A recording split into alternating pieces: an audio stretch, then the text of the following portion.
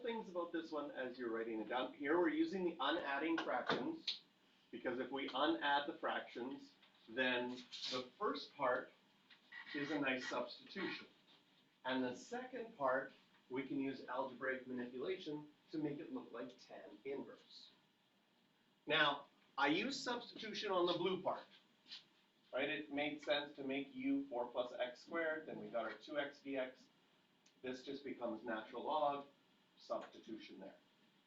We could have also used substitution on the second part, but it is also a simple chain rule in a complicated integral. I find that the tan inverse, cos inverse, secant inverse integrals seem to be more complicated because there's so much stuff involved in them, but it is a simple chain rule. So if you factor out the 4 on the bottom, which I brought out in front as a 1/4, that 4 factoring out, and you see it in the green here, that would make this part 1/2 x squared. This right now in this orange box almost matches up perfectly for your tan inverse, because your tan inverse is normally 1 over 1 plus x squared. The only thing is we have an extra half. Okay? So you could have, if you wanted to use substitution, have to use a different letter. So we used u already. I would probably use v, but make sure that your v's are sharp and different than your u's.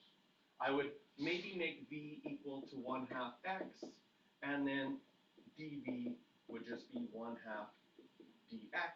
And you could do a nice substitution by noticing that, oh, there's no 1/2 in here, so dx, multiply both sides, would be 2 dv. We could have done that substitution. However, since this is a simple chain rule, right? If you had tan inverse of 1/2 x and you wanted to do the derivative would be 1 over 1 plus 1/2 x squared, but then you'd have a simple chain rule where you had to multiply by 1/2. How do we compensate for simple chain rules?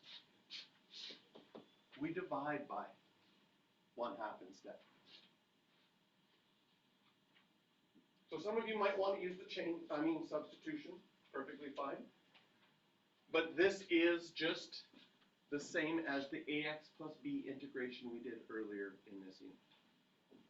And then we get our complete final answer there, plus c. Perfectly fine. Next, oh my goodness, we get to use our identities. Sorry.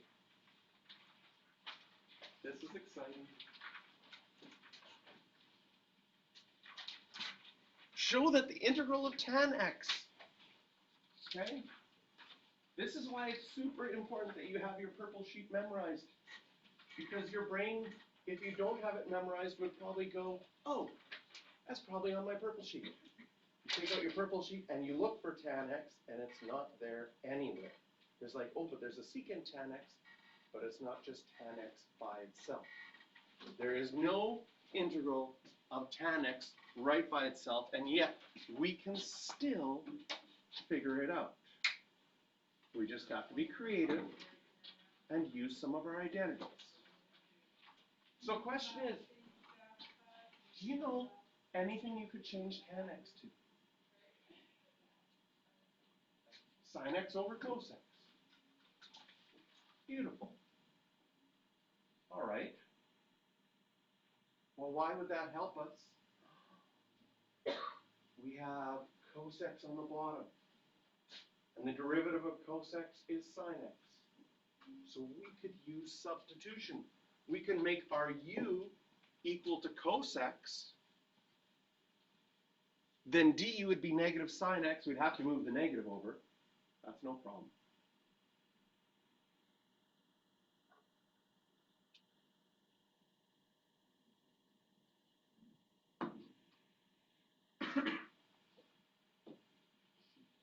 And we get 1 over u negative du.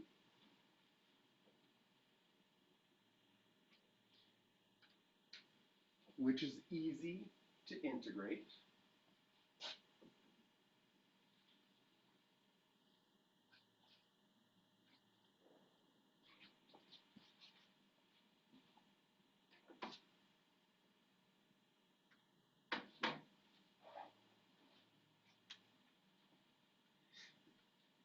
And normally, this would be enough. Like, if this was a question that just said, find the integral of tan x, we are done. We have found the integral of tan x. The integral of tan x is negative natural log cos x plus c. But this question is like an identity because we want it to look like this in the end. And right now, it looks like this. It's not the same. So we have to use other algebraic strategies we've learned in the past. What could we do?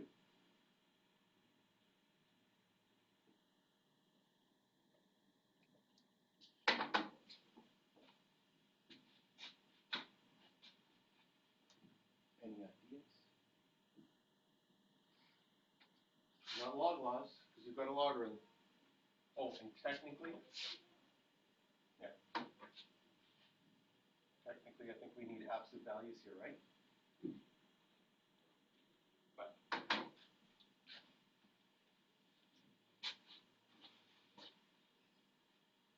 next, what can we do with a negative? You can move that negative inside as an exponent.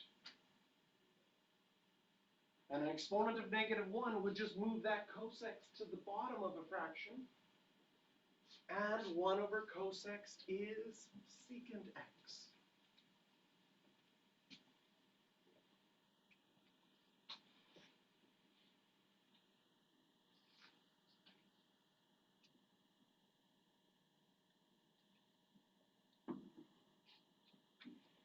And technically, we probably need those absolute value bars. So since cos x to the -1 is 1 over cos x, that would be secant x. And we have done our proof. Does this feel like identities? A little bit? But it's identities using log laws and integrals.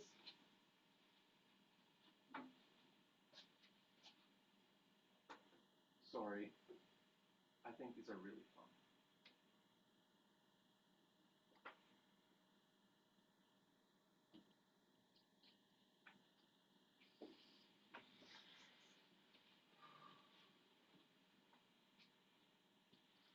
So you have to be a little creative.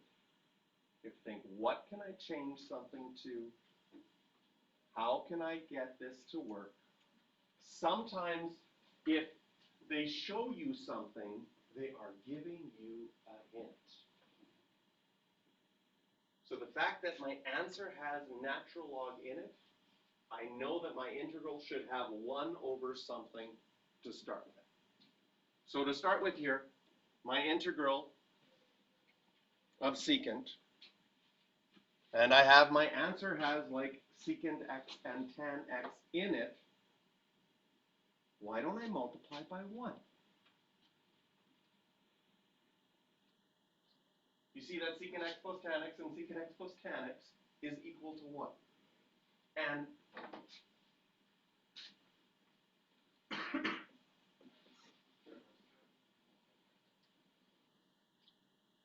you're not right.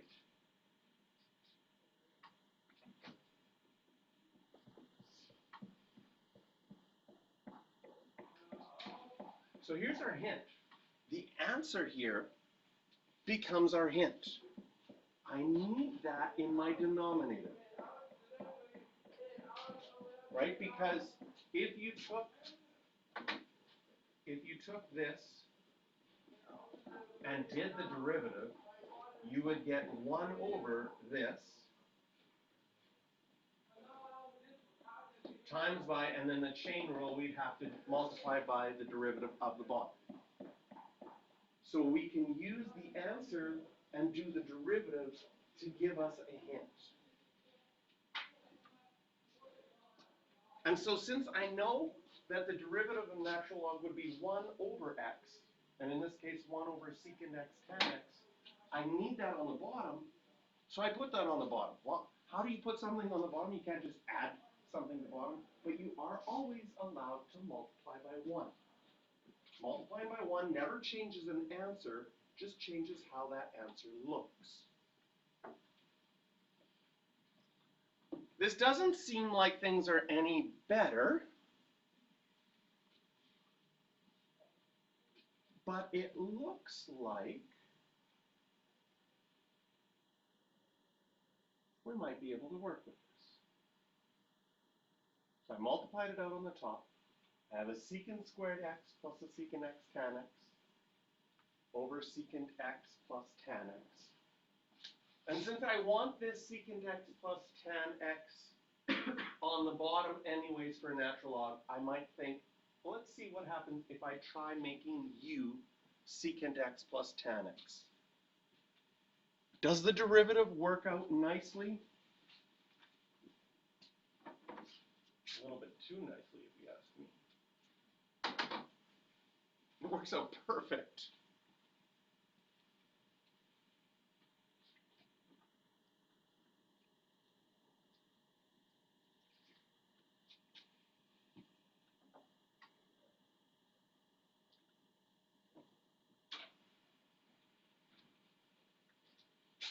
And now when we substitute, it's just this. This is where substitution is so nice. It's like something that was so complicated looking now just becomes 1 over u du. And now we have our answer. Again, should have absolute value r's around that as well.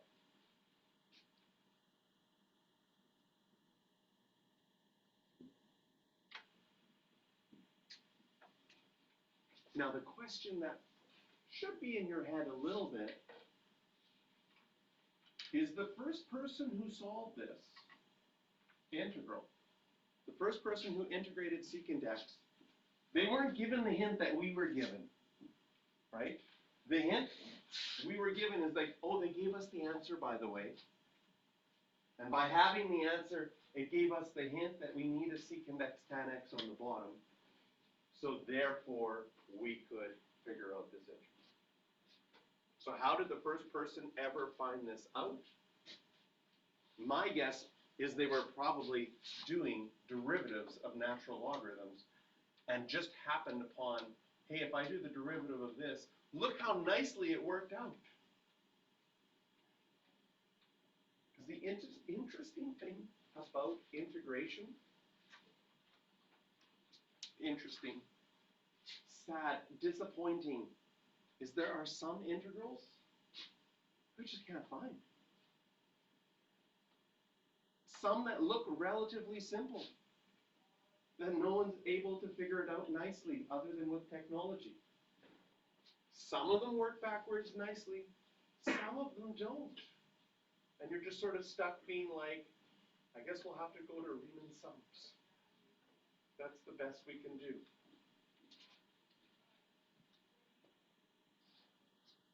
But secant did work out nicely. And when you go to university, I don't know if our textbooks have it. Oh yeah, they do. Okay. I don't know if you've ever looked, and this is typical of almost every calculus textbook. If you have a calculus textbook and you look either at the front or the back covers, they give you all the shortcuts that you may need. So look how many shortcuts they give us for integration that you may need. Pages and pages of integral shortcuts that like, oh, table of integrals, 1, 2, 3, 4, 5, 6, 7, 8 sections of integrals that might be helpful. That makes our little purple sheet seem pretty easy. Okay, so some of these, like if we go on here, sure enough, if I turn to page, well, they even have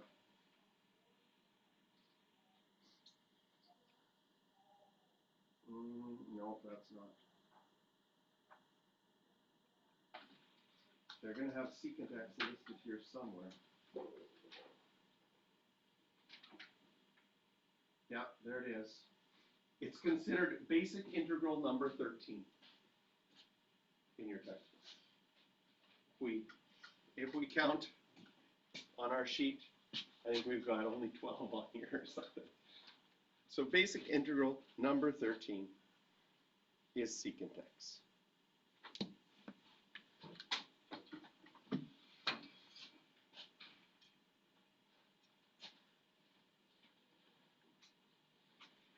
But instead of memorizing a whole bunch of pages of integrals, what we're going to do is we're going to play around with them and see if we can come up with strategies using our identities to change this into a form where we can actually integrate it. Okay? Currently, what's the problem of this integral?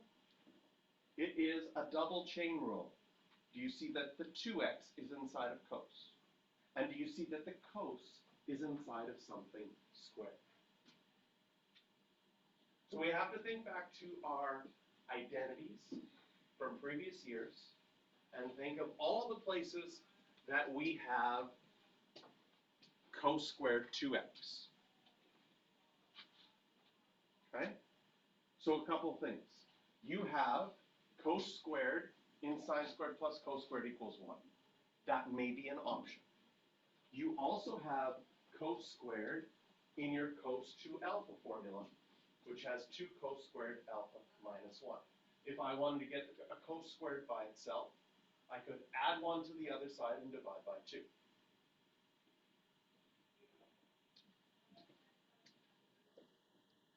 So if we think of that formula, which has a cos squared, in our example, then our alpha would be 2x.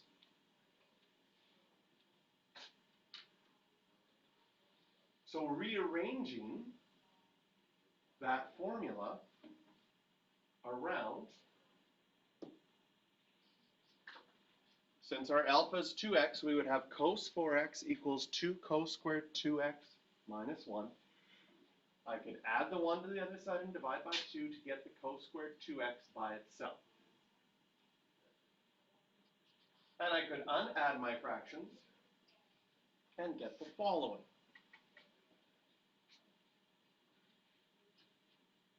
Notice that we changed a double chain rule in the original integral. Now we have an actually simple chain rule. You have cos 4x. And we have something that you're able to integrate. Again, we have to get really good at integrating our basic ones so that we have strategies of changing things into things that we can and recognize and are able to integrate. Okay? The 1/2, super easy to integrate. The cos 4x, what would you have if you integrated cos? You would get sine 4x. But it would be a normal chain rule where you'd have to multiply by 4. Do you see now, to compensate, you would have to divide by 4.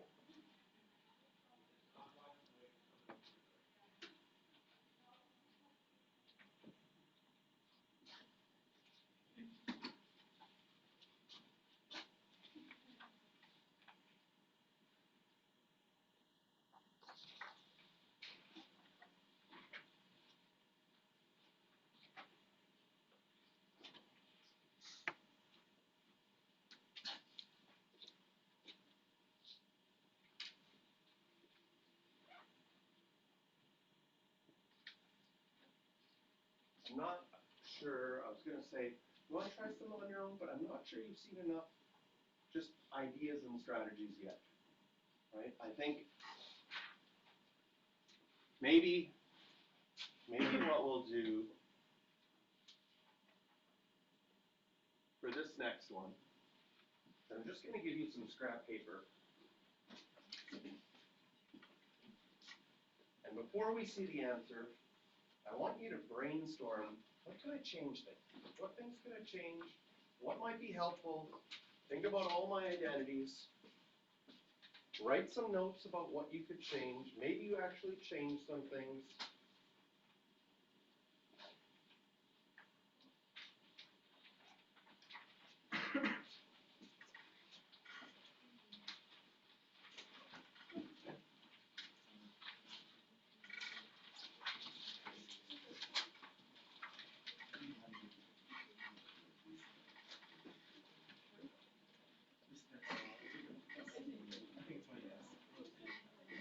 Yeah, talk with your neighbors, see what things.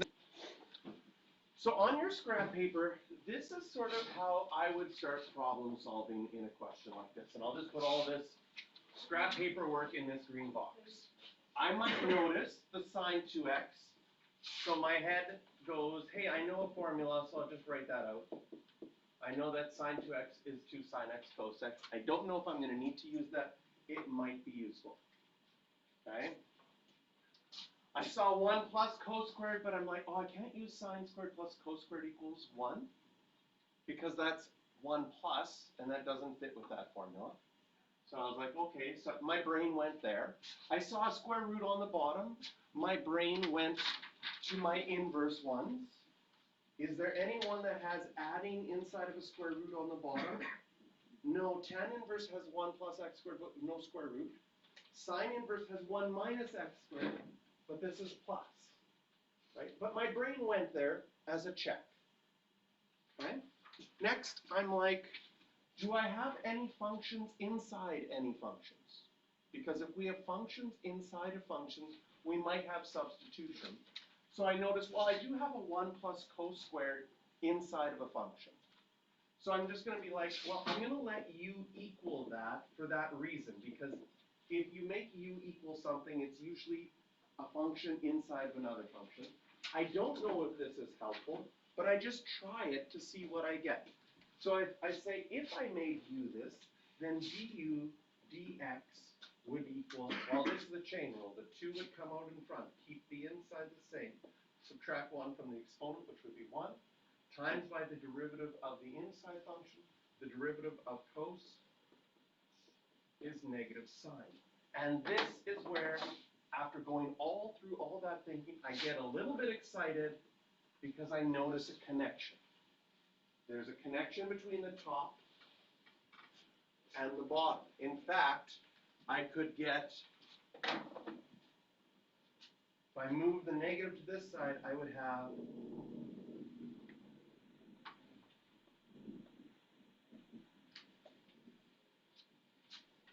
and I might even say, hey, that means negative du is sine 2x dx. Maybe I write it that way, maybe I change it originally. But now, I'm pretty certain there's a connection between substitution here that is going to make things work. So officially, in my notes, noticing everything correctly right from the beginning, right? If I just showed you this in your notes, you'd be like, well, how would I think of that? And I wanted to show you that my brain went to things that didn't work in my problem solving. I went to the sine inverse and the tan inverse because I thought, hey, I have squared things on the bottom. Maybe those formulas work, but they didn't match up perfectly. I didn't come to the idea of substitution right away. I saw that later, right? That's okay. That's what problem solving is about. It's about attempting a whole bunch of different routes until you find something that might work. And in this case, the substitution worked out nicely, and now I just get 1 over the square root of u, negative du, super easy integral because this is u to the negative half, add 1 to the exponent, and divide by 1/2, which is same as multiplying by 2 up front. And we get our final derivative. Yes? There's multiple methods to do this, right? There may be. This one I think is the best. Okay? Sometimes there's going to be multiple methods, because we saw in one of those integrals where we substituted 3 different ways to figure it out. So take a look at the next one. Play around with what you see. Take out your pink sheet, do some strategizing.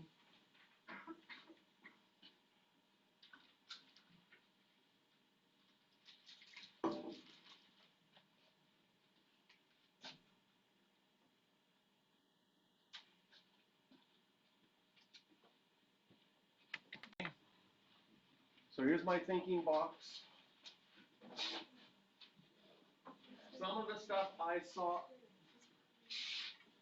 I like how you notice there's tan and secant there. So a lot of people started thinking, hey, I know if I have tan, then the derivative of tan is secant squared. What I like about this is probably most likely what you would think, when you think of tan and secant, that's the one you think of first most often, okay? But then playing around with this, nothing seemed to work nicely. I mean, some of you might be like, okay, well then I'm going to change this to, like, playing around with this, we could have, okay, I have tan x times secant squared x, and then I only have secant x to the 3 halves. How could I manipulate?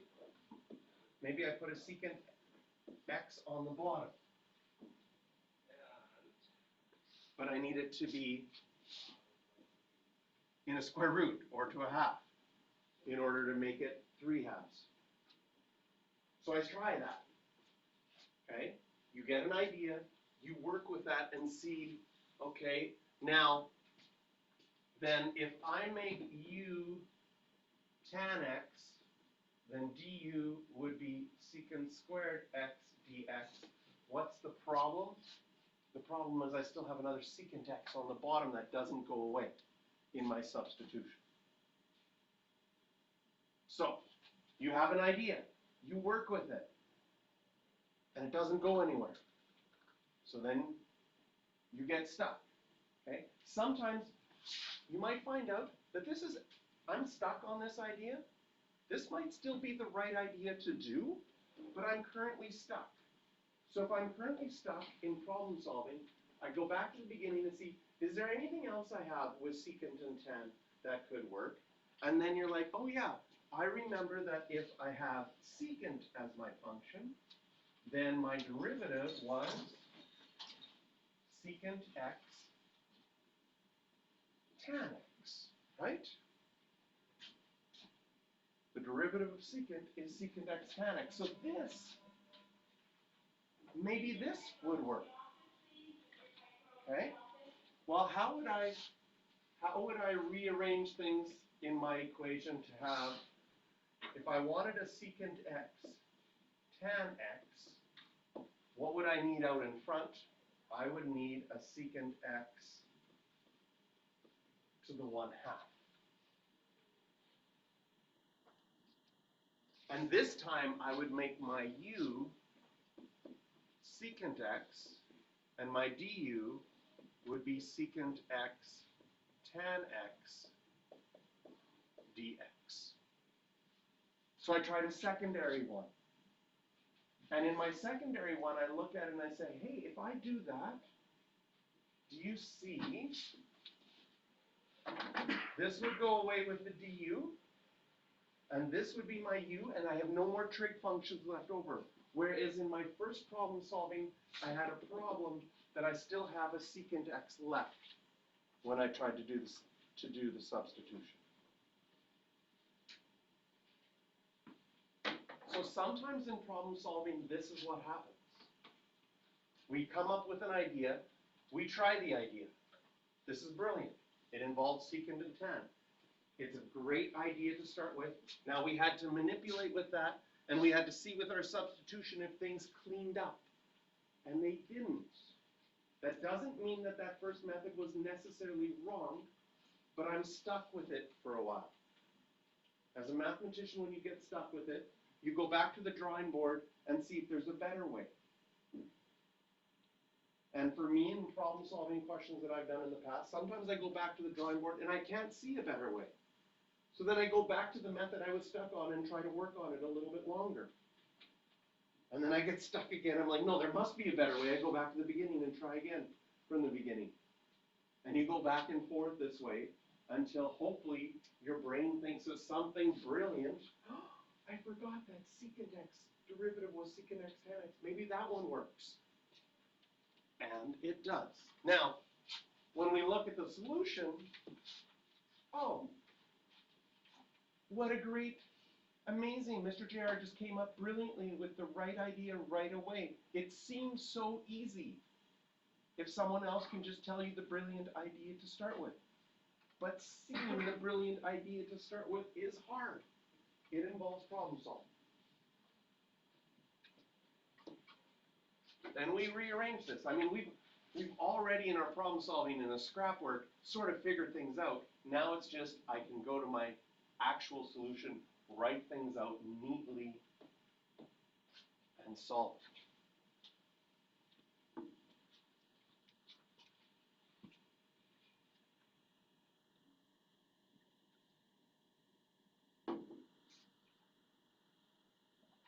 Enjoy problem solving.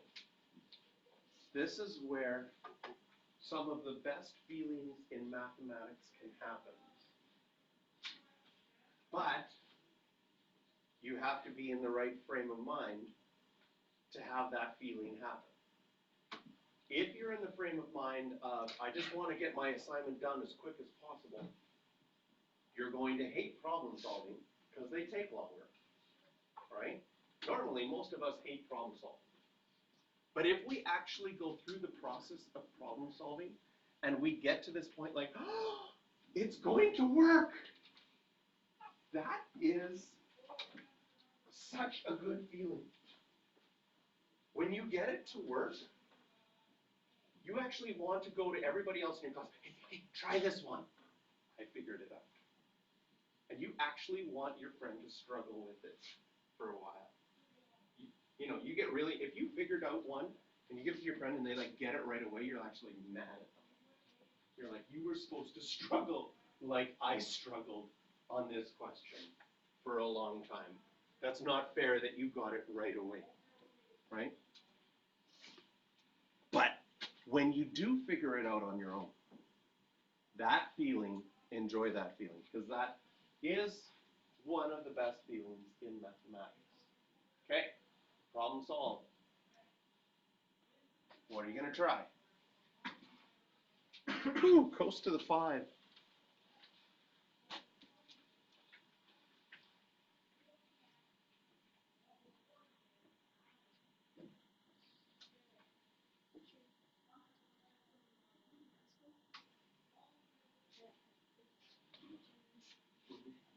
I'm just going to pause while we're problem solving. I'm just going to pause the video.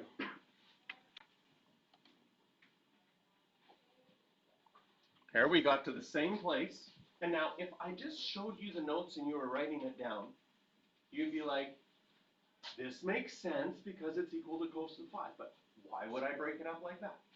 Why would I break it up to get to this point? Here, I actually multiplied it out early. We multiplied it out later. Same idea, different places where it's multiplied out.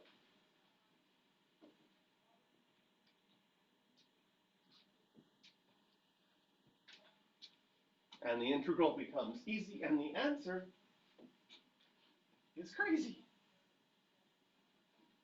Right? We got sine x plus minus 2/3 sine cubed x plus sine of 5x over 5 plus c.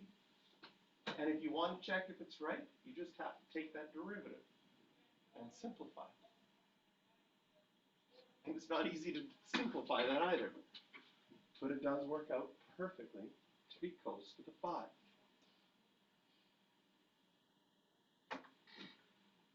And this is sometimes where you as a student do not have to feel bad when you've been in a class, because some professors in university might just say, yeah, here's how you do it.